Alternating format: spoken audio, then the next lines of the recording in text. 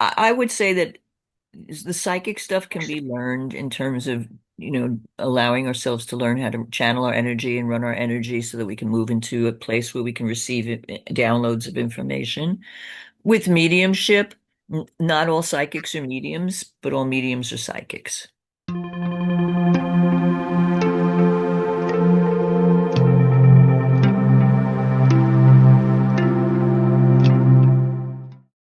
Hi, welcome to the Goodbye Good Girl podcast. I have my long-term, long-time, epic as hell friend, Suzanne Freed, who is living currently in South Carolina, and I'm in Ohio, but we met out in California. Yay, So, California! whatever. She's a solo performing artist, a writer, a medium, and to top it all off, she's a retired psychotherapist. So, she's cool.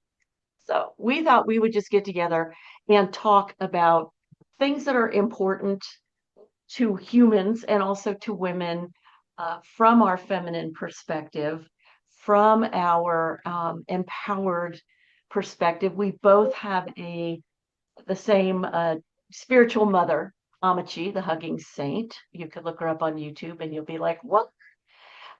She's amazing. And so we have a very, very, very, very strong connection to the feminine in that way as well, knowing that Amma actually said well, not just a few, but a number of years ago, she said that God is more feminine than masculine, which is interesting. It really ticked off the guy who was attending her stuff and arguing with her, saying that men were the ones in power. It was an interesting time. Hi, Suzanne. Hi, Lori. But she also said that both men and women have the capacity for motherhood inside of them. Oh, It's how not beautiful. it's not about giving birth. That isn't what makes motherhood. Thank you. You know, I have a friend who's always saying to me, well, you're not a mother, but, and I'm always thinking, just because you have a baby come out of your vagina doesn't make you a mom. Is that where it comes from? Oh God, I didn't Oh, know. I know. Who knew? Yeah, so the quality of motherhood is not limited to the feminine, a female body, No, it is not. I and mean, it I has feel that nothing I to do with mothered, childbearing. No, yeah. no, I feel that I mothered my father through the last years of his life. Um, through the last 7, 8 years of his life. And I'm very mothering to people. And so I decline that message of you have to have had a baby pass through your body to be motherly. Yeah. Yeah.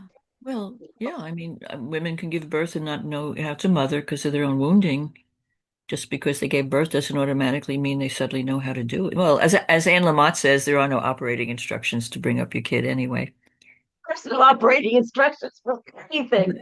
And Um, I'm a former teacher of both adolescents and adults in my many decades career as a teacher as well. And I was a mother I mothered my students and my graduate students when I supervised them becoming clinicians. So motherhood takes many forms. It's about like what do you say? Thinking outside the box. It's nothing to do with that label. We love to label though. That's how our ego manages the world. Let's put everybody in a little box, a little label. well, I think the boxes are breaking down pretty regularly. It's what's making the world shake. Yeah.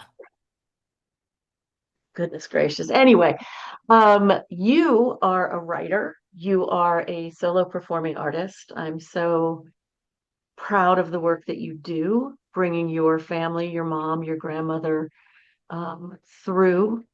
And why don't you just briefly talk about the event that you had? Was it last year when you I went to can't believe California? last August. Yeah. Oh my God. So, some of you may already know about the fringe festivals. They're global. The first one started in Edinburgh like 1,000 years ago. And you submit your work, and it's a lottery. At least in San Francisco, I assume it is elsewhere. It's a lottery system, so it's not based on your quality of work. So, I submitted my work to the San Francisco Fringe Festival last April, and I watched it live as they picked the names out of the hat. They had slots for four out of town troops, as they called us, acting troops, even though I'm a troop of one. And they had the other slots were for people who live in the Bay Area.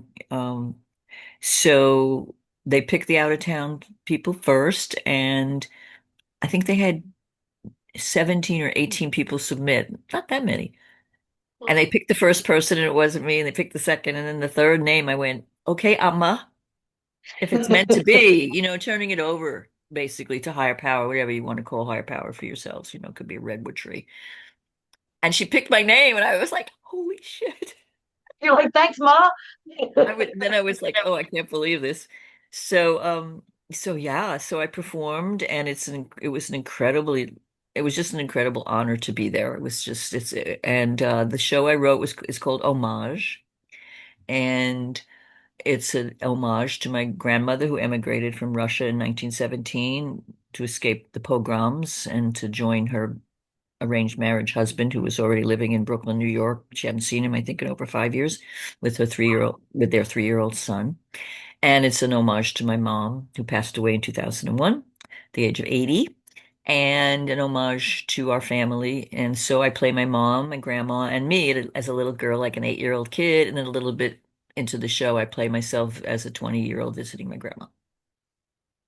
It's a beautiful thing. As you know, I come from a Jewish background as well. Mine's very non-religious, but extremely social. And there's just always that sense of that continuity, that sense of coming from somewhere, even for me, where my family really did sort of fracture. And to the point where I now have, I mean, I must have relatives. I know I have a few here in Cincinnati, but Mm, we don't come together. yeah, Yeah. But there's just always that sense. And when I watch your show, when I watch the work that you do of that kind, I feel my connection, and I'm grateful for that. thank It's you. really important. Thank you. Yeah, I really, the feedback I received was, blew me away, about how my work evoked for people of different backgrounds, their own traumatic family histories, and to heal the ancestors, how we pay homage to our ancestors. And we Mhm. pay homage by acknowledging the trauma, but also the gifts that were given through that. My show, as you know, is filled with, humor as well as grief, because that's life. Okay. Yes, it is. Absolutely. Absolutely. And I You believe know, it. No, go ahead. go I'm ahead. sorry. Okay. No, I was just going to say, you have a brother named Richie who passed away far too early. And when I read your book, I couldn't see the pages at a certain point because I was crying so hard. Um, it's there's something so gorgeous when you can finally make that connection to what we call spirit or energy. And you have a knowing that that's never going to stop, body or no body. It's never going to stop, but there's Right. still the grief, you know? There is still the grief. And even though I work as a psychic medium now in my semi-retirement, and I am in touch, I mean, I don't sit every day and communicate with my mom and dad and my brother Richie and all my grandma and everybody else in spirit, the whole mishpucha, as we say in Yiddish. But I still miss them. I'm in a body. I'm spirit having a body experience. So even with all my knowledge of the other side and everything else, and my decades of work as as a therapist specializing in grief, because what is therapy but grief and healing from grief? Um, yeah, of course I miss my peeps. I know. Oh my goodness. Um, I'm thinking for some reason as we're talking of the incredible Elizabeth Gilbert, of Eat, Pray, Love fame. Mhm. And I saw a video a number of months ago where she talked about her best friend who became her partner, and I'm not sure if they actually married, but then her partner became ill with cancer and uh, and passed away. And Elizabeth was talking about the grief, but also how the relationship was just not healthy. So, and I'm just sitting here thinking, one of the things that we women do so well, and we're free to do it with each other. We're not so free out in the so-called regular world, although we're making forward steps with that a little bit. Is that we can be real with each other, and we can say, this is where I completely effed up, and this is where I was effed up, and this is how I'm healing and this is what I'm seeing. I mean, I think that that is really the crux of healing for me is to be able to say, here's the whole enchilada, and here's my part in it, and I'm okay sharing it with you because I know you're the same as me. Is that a question? Just leaving space for you to add anything you want to add. Mhm. I just think that's important for us women. And I think it's important for us to teach men or for them to notice, not for us to go out and make it our job. Well, but I think the culture doesn't acknowledge grief. A culture does No, not acknowledge grief. Grief is one of the orphan children of the emotions often, as well as anger. We push away anger and we push away grief. no, And men, anger's and men are okay. allowed to Anger's, have their anger. Men are allowed to have their yes. anger, but they're not allowed to have their softness and their grief and their tenderness. At some point, they're taught to shove it away. And women are We're, taught to have there's many other things and not supposed to have their anger, so it comes out in all kinds of crazy ways for women. And I mean, anyway, we could have a whole other conversation about addiction and all of that. But I think grief is not acknowledged in the culture, and we don't have rituals for grief. We're changing. There's a lot changing about that. I used to run death cafes where people can come and talk about anything they want to related to death. And not that grief is just from death. I mean, we know grief comes from breakups and divorces and losing a job or having surgery or aging, or there's a yep, million ways we have grief. Um, yeah. but the unacknowledged grief is really, I think, what also is covered over, I keep circling back to, by all our addictions. I think one of the addictions that I've become really aware of, and it's not a conscious one, actually. Um, and I want to make it more conscious, is our addiction to helplessness. I think we have a real addiction to I can't, the words I can't, whether it's the doctor knows better than I do, um, or it's I can't even you have the idea to go onto YouTube to figure out the thing I need to do to fix my situation. There's really no information you can't find. I mean, there's 99.9% of things you can find, whether it's Google or it's YouTube or it's TikTok, or you can find an answer. Like I have a terrible landlord, and he has twice now declined to come and fix my heat when it was frickin' freezing. So there were 2 nights where I was like, what is happening? And on one of them, because I'd been listening other times when he'd been like, I'm going to come bleed your radiator. I'm like, bleed my radiator. Okay. So when he didn't come the second time, I went out to the hardware store and I said, how do I bleed a radiator? Right, And they sold me a little tiny key for like $4 and told me right, how to do it. And I came home and my heat went on. But there was a time in my life where I right. would never have done that. Well, you know I what would have, song is playing in my head? tell me, Rescue Me. That don't old take me in your Your arms, arms rescue rescue me, me. I forgot the lyrics. 'cause I'm lonely Lonely, and so blue. and I I need need you you. and you to bleed my radiator too. Come on. But it's true. Many times we're brought up to, as females, there's a lot of cultural stuff about we're waiting for Mr. or Ms. Right to rescue us from the ivory tower, Well, which is of our own let's creation. first, oh God, yes. But you know what? It happens to men too. Look at the stuff that's happening in Washington.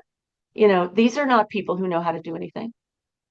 Oh, yeah, The yeah. only I mean, there's like a whole there's like the resting on the money, and when the money starts to go is when the panic sets in. It's like that old Mhm. story that I heard was real, about the billionaire. This is years and years ago, who things started to go bad, as sometimes things will, and he started losing money. From a billionaire, he became a multimillionaire, and from a multimillionaire, he became a millionaire. And when he got down to $1 million, he killed himself Mhm. because for him, that $1 million was like 10 cents to you and me. Right. And Right. also, you're talking about someone who obviously didn't have a spiritual life.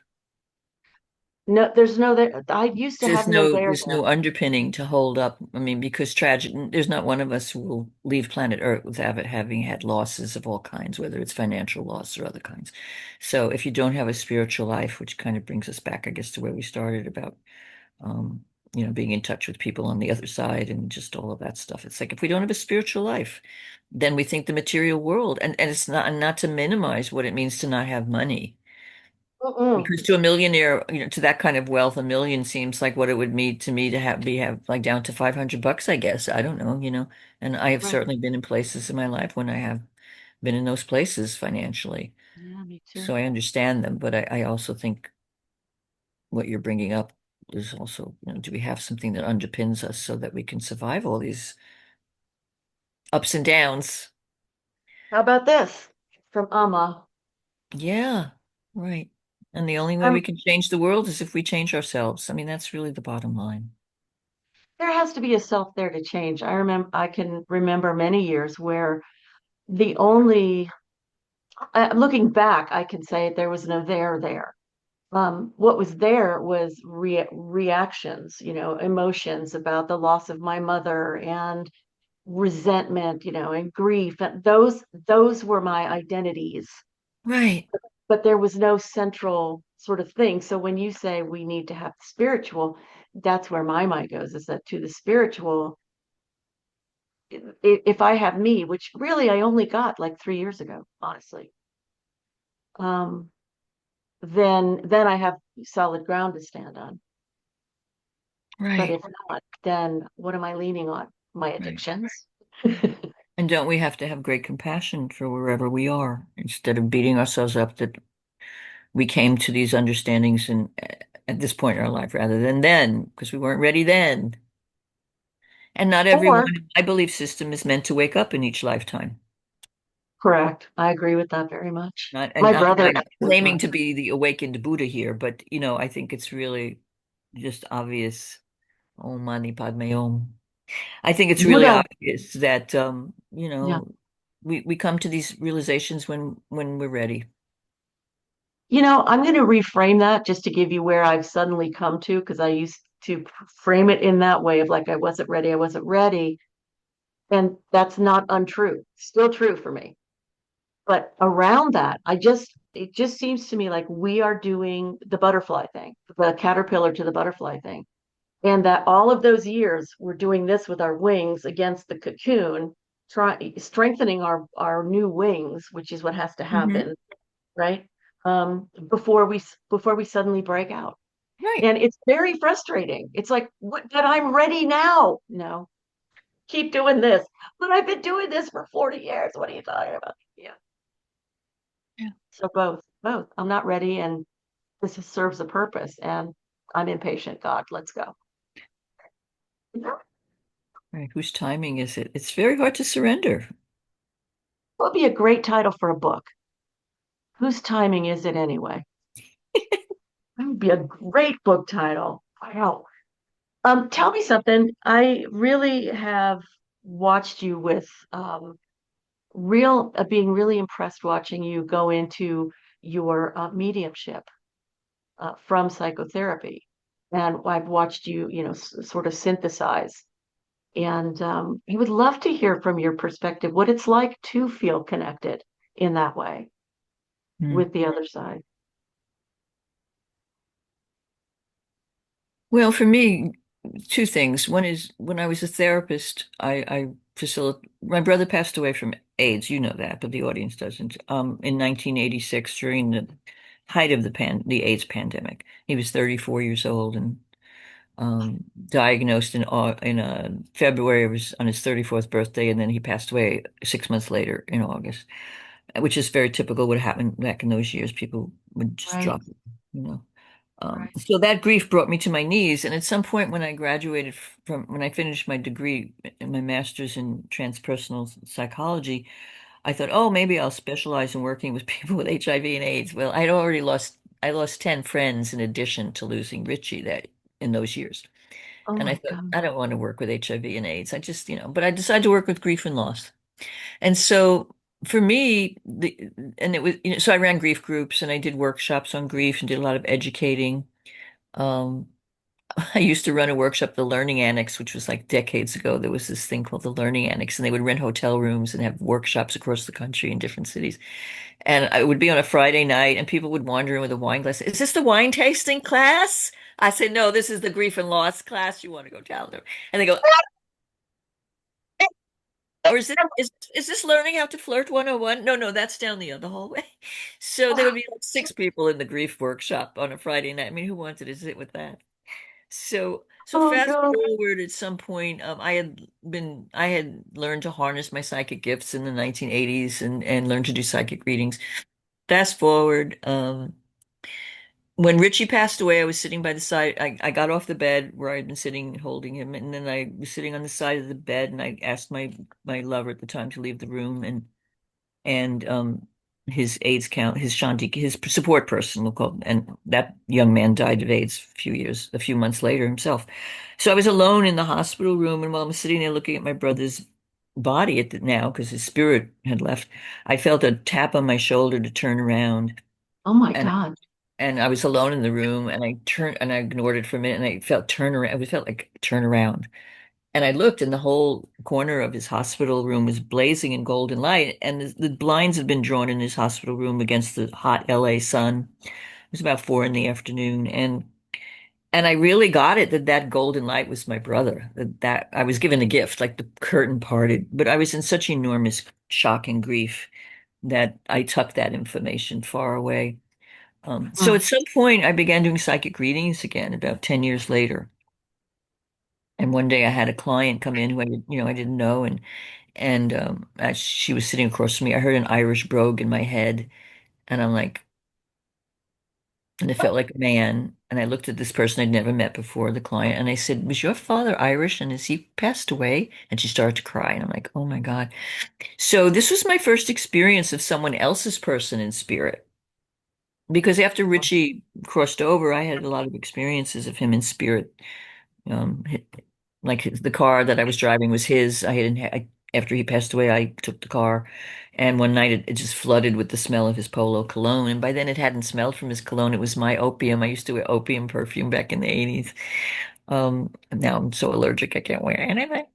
So I would have these experiences, So to have a client's person in spirit, one of their family members, was huge. And I'm a professional.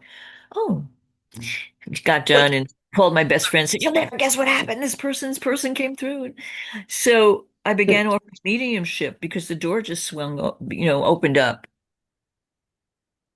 And to have significators come through, only personality traits and memories only my client would understand about whoever it was that was coming through. Right. And a medium is literally a conduit. I'm just And really curious how you learn to do that. Is it mostly a matter of learning to trust your intuition and also keeping yourself open? I don't even, I would say that the psychic stuff can be learned in terms of, allowing ourselves to learn how to channel our energy and run our energy so that we can move into a place where we can receive downloads of information. With mediumship, not all psychics are mediums, but all mediums are psychics.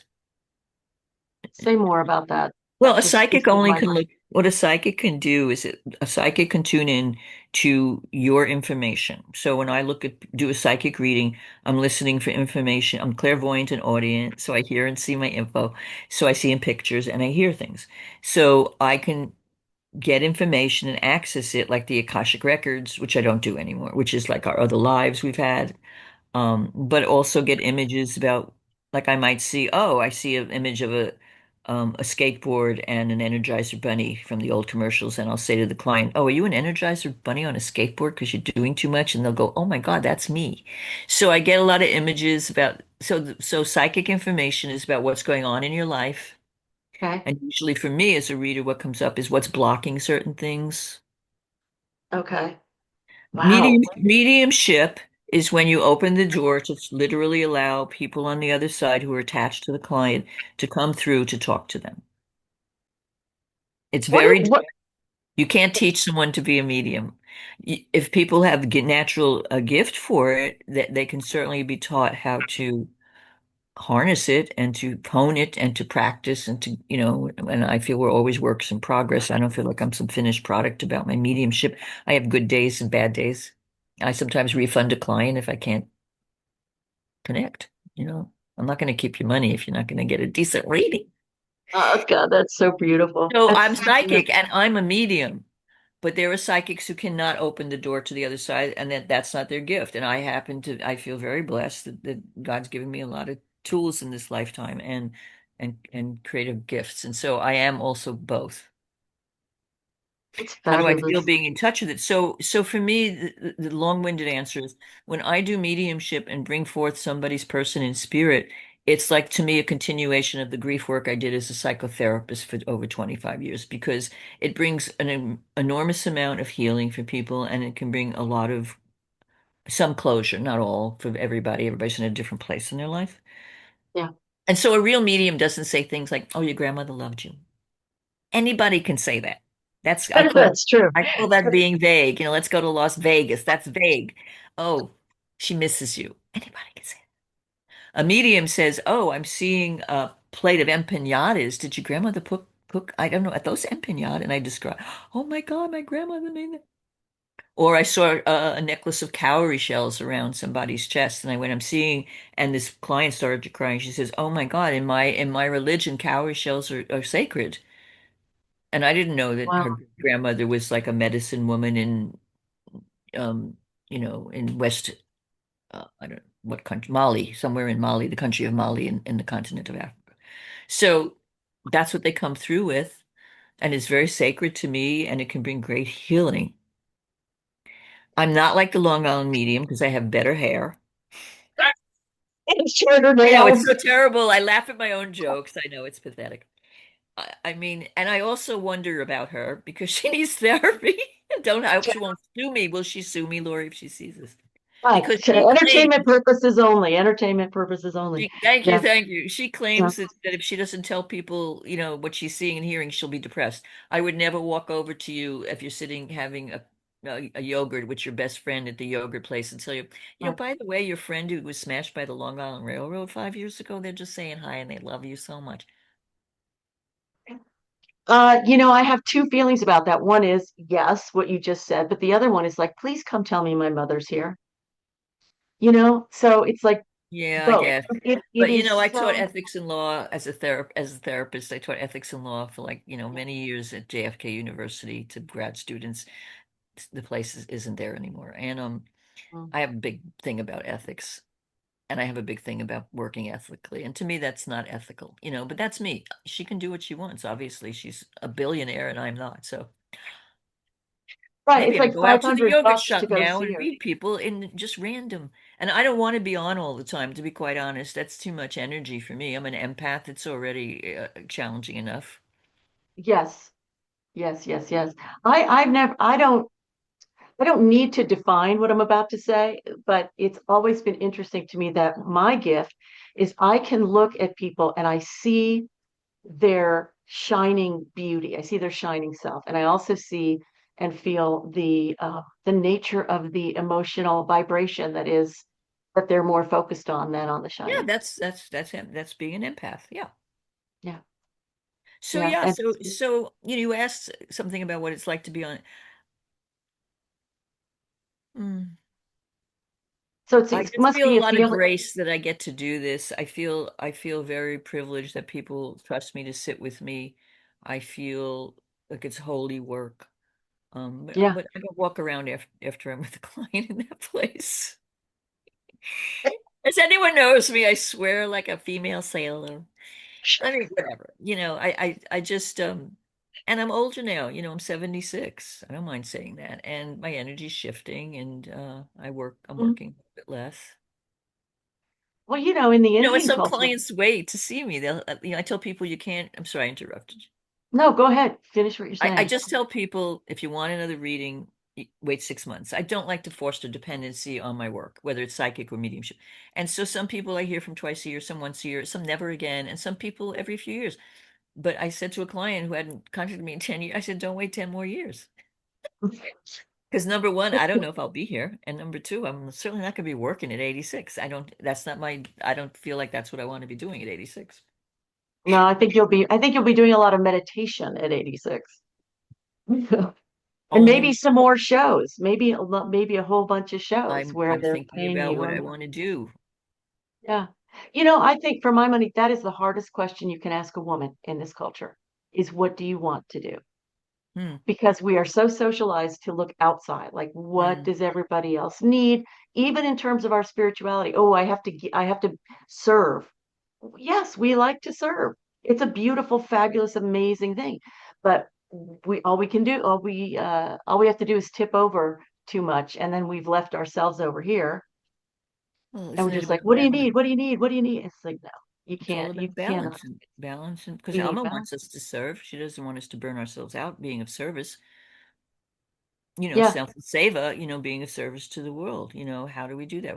Some of us write checks, some of us volunteer and help out in other ways. Everybody finds a way to be of service. I think also just really taking care of your own energy, because if you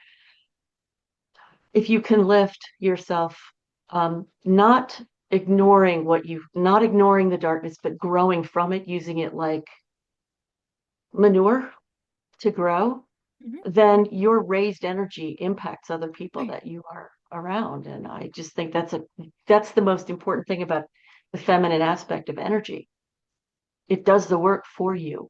You don't have to be efforting with your body. It's like, well, Alma efforts, but the impact she makes just sitting there for God, however many hours she sits at a time. People around her break down, people get joyous and dance, all of it, all the colors of the rainbow. Yeah. And honestly, she does an effort. She's not like us. Right. Well, she says, the famous thing she says, where there's love, there's no effort. Exactly. And so I think for my money, my goal is to allow myself to unfold in such a way as that I'm really enjoying more and more. I'm loving more and more, Mm. my days, regardless of what's happening. Exactly. Well, I Yeah. think that's the goal of a spiritual life. What is that quote I've said to you before? I'm looking for it. Um, Serenity is not something about like having no storms. Serenity is peace within the storm. Yeah. Life happens to us. Life's going to continue I'm taking a class called A Year to Live with Spirit Rock in Marin County. It's on Zoom, and it's based on Stephen Levine's book A Year to Live, and it's really a practice of, and there's like 600 people in the class, right? So we Wow. meet once a month in the big class, Oof. and there were three amazing teachers, and then we break up into small geographical groups that we meet with privately once a month for 90 minutes. Right. And then there are affinity groups if you want to join them. There's one for people over 70 living alone. There's an LGBTQ group. There's a BIPOC group, Black Indigenous People of Color group, uh, Hmm. people who literally have a year to live diagnosis and a chronic illness. So those are the small splinter groups if you want to join. But the point of all that is here's this amazing opportunity to like look at our mind, my mindfulness and how am I cherishing the time I have. And life happens to all of us. I mean, Yeah. and humans are incredibly resilient and we're incredibly fragile and we're all that.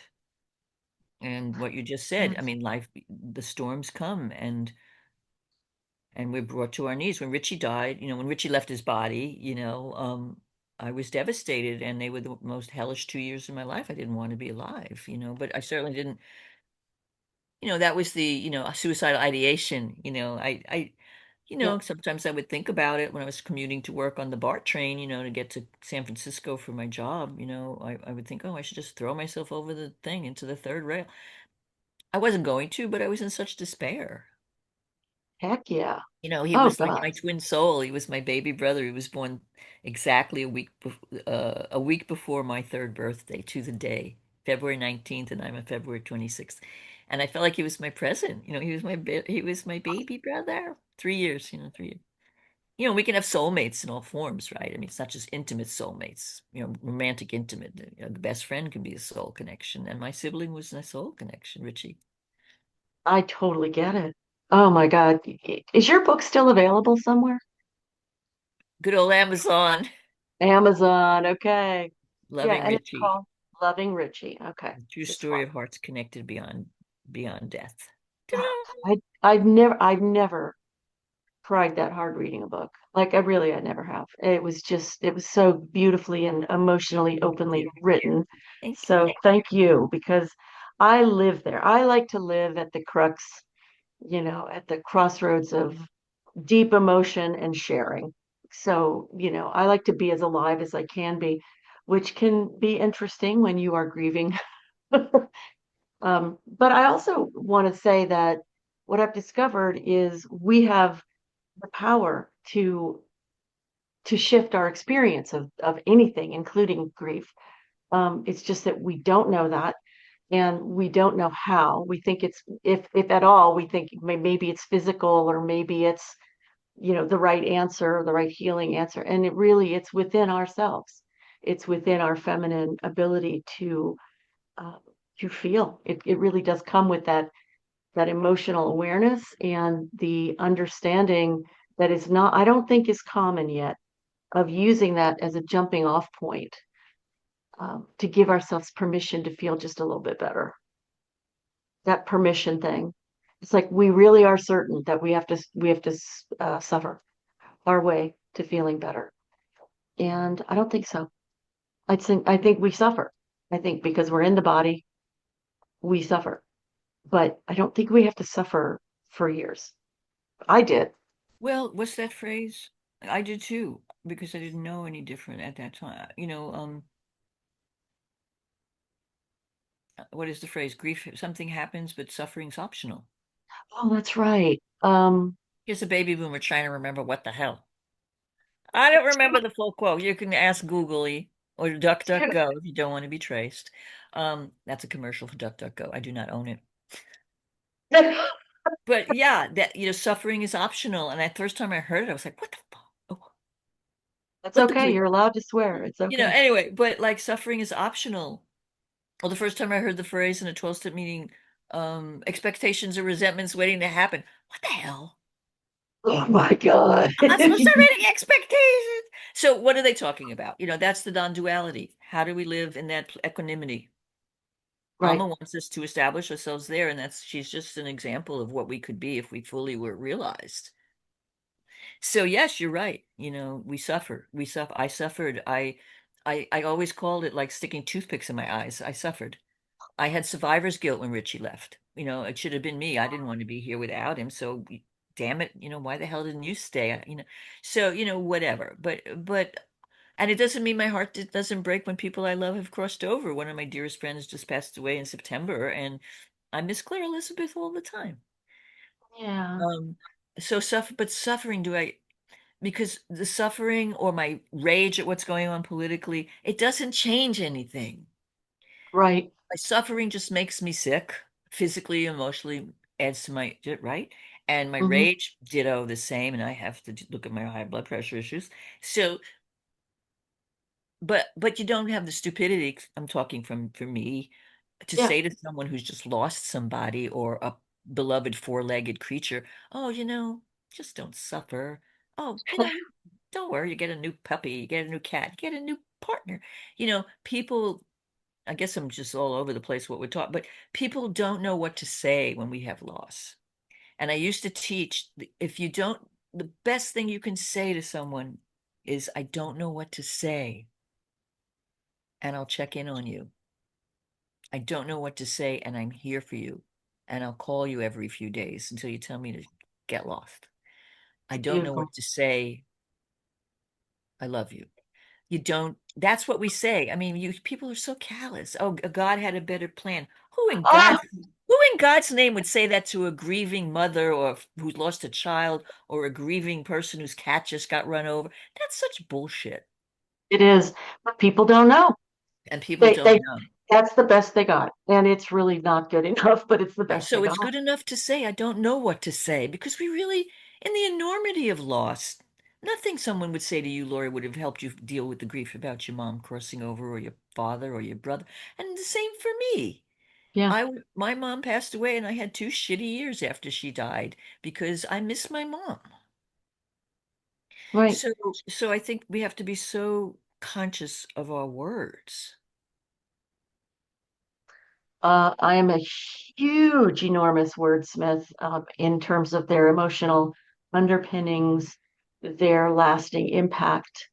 Um, and I'm always amazed that very few people think in that way. That people that I have talked to about it anyway, people are pretty surprised to think in those terms. It's Really? right, yeah. It's like learning a new language. It is. Oh I my mean, God. and it is a new language. If You're right. so, actually, I get irritated when I think of those things, but the bottom line is I also have compassion on a good day for the ways, because I make mistakes. Of course, I made mistakes. Totally. Not me, man. I'm perfect. Yeah. My mom used to say perfect is dead because when you're dead, you can't make any mistakes. Thanks, Ma. Thanks, Mom. Oh my Bada God. bing. I know. What's that? Bada bing. Bada bing. Oh my God. But When my dad left, it wasn't nearly as bad. Like it was almost nothing because he and I had gone through so much. He was sick for a period mm, of time and I was with him. Because I was in um my late 30s and into my early 40s and I was his caretaker and he was in the nursing home and I was there. First 2 years I was there pretty much every day. And then the following like 4 to 6 years, I was there every weekend and we went out to see a wow. movie and I'd sling the wheelchair into the back of the car and we'd go see the movie, well, all this stuff. And I'd take him out shopping and he'd buy CDs. I He remember was a CDs. classical music because he was a classical musician. He was a cellist, and so he would sit in his room with like this, sitting there with his wheelchair in his wheelchair, just listening to this beautiful music. And every once in a while, I'd get a phone call from the home. Lori, I'd be like, okay, what do you do now? Maybe like Mrs. So and so came into his room and he hauled off and hit her. I'm like, oh my God, why? Because she was in his room and he's like, this is not your room, or but Wow. it's the pretty music. Get out. No, I won't get out. Wham, and he'd hit somebody. And I have to go over there and go, you Wow. can't hit people. Wow. um, but when he left, I was just really so sad, so impacted. But I also, in really a couple of days, I was at peace with it because he and I had done so much healing Right. together. And I took him to see Amma. You remember that? Oh, I wow. Yes. remember my telling you that? Yeah, it was You just tell me. picking this old Jewish man to go see this How Indian beautiful. guru. Amazing. It was amazing. Just amazing. And he took a picture away from me. I went to see her the next year after I had taken him and I went alone the next year. And I got this beautiful picture of Amma. And I went over to Cottingham Nursing Home. I said, "Look, Dad, I got this beautiful picture." And he took it out of my hand and said, "Thank you." Did you get it back after he crossed over? After 2 years, he said, "You can have this now," and handed it Oh, back. interesting. Really interesting because when he passed, it was peaceful, baby. Like Good. he had finished some major karmic stuff. Beautiful. Yeah, he just sat down on the edge of his bed and left his body. And the Wow. nurses said he didn't feel anything. I'm like, how the heck do you know? Nobody was in the room. Of They course. said Yeah. because there were no burst blood vessels from struggling, or he just Right. kind of left his body. I'm like, thank you, Amma. Thank you, Amma. Richie's room felt like a chapel when he was leaving his body. I mean, there was a hush, a very unearthly hush in the hospital room. I'll never forget that feeling. Wow. And we miss them and we won't, but we don't want them to stay in their sick bodies. So there's also, I'm glad they're not suffering anymore. There's that piece too. Well, my brother and I have a tremendous relationship now. He's been Isn't it gone amazing? It continues since, after the because yeah, that's what mediumship is. Mediumship is to show the proof that the spirit we are, and my email is envelopesofgod2@gmail.com. And envelopes of God. This body is an envelope, I believe, and God puts the contents in, or divine divinity and whatever. And it's a vehicle. It's our vehicle in this lifetime. And the right. essence of what we are, not who we are, because we're not, I mean, I'm Suzanne in this lifetime, a short Jewish lady, and you're Lori, but the essence of what I am is this is my persona. This isn't the what. Oh, I love that. Yeah, Because it is what the we are persona. is this energy, this incredible. I mean, I also think God's plan is kind of fakakta. I'm sorry. I mean, we're born into innocence. We come down, oh my God. Then we get free, totally screwed up by our family of origin for whatever reason Right, and the culture. right. And then if we're lucky, we wake up and we do therapy and we do healing. And then finally we Yeah. have a spiritual awakening. Well, what the hell? And anyway, Oh, they yeah. promised me I could have French fries and smoke cigarettes when I came back down here. And I can't eat French fries anymore. And I stopped smoking cigarettes when I was 32 and got sick. Oh my God, that is too funny. They told me I could eat junk food forever. They lied. They lied. They sold me because you get up there and it's so blissy. Oh, isn't this great? Oh, you want to sign on the dotted line and go back? Oh, sure. Oh my God, that's like exactly what goes through my head. I get pissed off sometimes. I go, so you guys are watching this and you've got like the popcorn, I right? And know. we're down here suffering and you're going, you're fine, you're fine. Well, but You, that's a I don't great, feel that's, fine. yeah, exactly. And you know what? What we talked about a few minutes ago, if we're really in that place of equanimity, we can sit back in the theater with Buddha or the Jesus or the Amma, whoever you believe in, and we can eat the popcorn and watch this movie. But learning that level of spiritual detachment, that is really our work, and That's the job. it's a big job. That's the job. It is. It's such a big shift. It's, you know how they talk about that in spirituality, the biggest steps are really the smallest ones. And that in the human world, we go, God, I'm going to buy a boat or, like a country. And we think we've done something big. And in the spiritual terms, that's like nothing. But in the spiritual world, we go from I can't to, oh, wait, I can anything. And it's like we just bought the entire planet. I know. I love that. I just love that. You have to tell me, because we Hmm. meet people that for the most part, many of the people in our inner circle in this lifetime are souls we knew before. Why did we forget the secret handshake? I mean, I I think agreed upon it like in so many different centuries. And then I come back here, I'm like, did I know you before? Who remembers the secret handshake or password? oh my God, I'm thinking of Star Trek where like Data takes out like one little chip of something. And it's like that's what they did. They took a little chip that was the secret handshake and they left it out Nanu, on the nanu, counter. nanu, nanu. Well, that's live long and prosper. Oh, I got it mixed up with Mork. Now I've got the Mork theme going through my head. Oh my God. Wow. So right now you're not doing psychotherapy. I haven't done that for a while. No, I'm Um, retired. you're writing whenever you feel like it. You're performing whenever you feel like it. Same for mediumship, whenever you feel I like have, it. I When have, I work a few days a week. I still have clients. I still book people. yeah, Um, not 100 clients a week. It'd be 10. right. No, it's And not. I It's wrote not another worth it. show, which I'm not sure what I want to do with it. And I'm thinking about whether or not I want to try and pitch my show to the Marsh Theater back in Berkeley because um part of me wants to bring my grandmother to life again. And in these times, I think especially a show about the Holocaust and about the triumph of the spirit over that kind of devastation. And Have you thought so about yeah, doing?